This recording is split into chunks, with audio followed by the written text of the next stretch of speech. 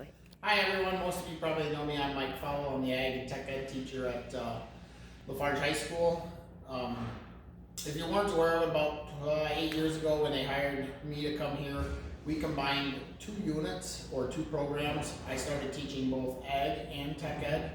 And so right now, what I do is I teach agriculture in one part of the building and Tech Ed in a different part. So this referendum that I'm speaking on today is in part one of the highlights for me in terms of this happening would be my entire programs would all be combined. So I could be teaching from one space. I would have both labs access to both programs.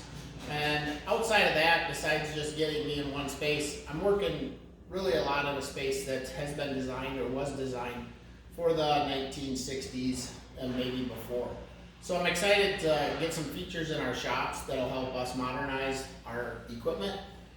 Some things that I think we need to be modern is higher ceilings so that we can use hoists and some other equipment in the shops.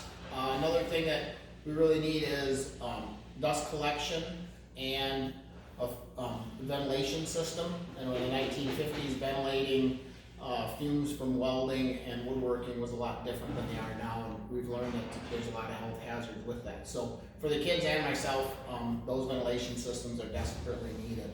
I often compare, a lot of technology in our world to the agricultural field, and in the 1950s and 60s, dairy barns really, the old stanchion barns raised a lot of families and was a good source for milk production, but currently we don't see those systems anymore. And our schools kind of reached that limit where we're outdated and these upgrades are needed to bring us up to current standards in industry. So hopefully we can have your support for our referendum, and if you have any questions, feel free to reach out and call me anytime. Thank you.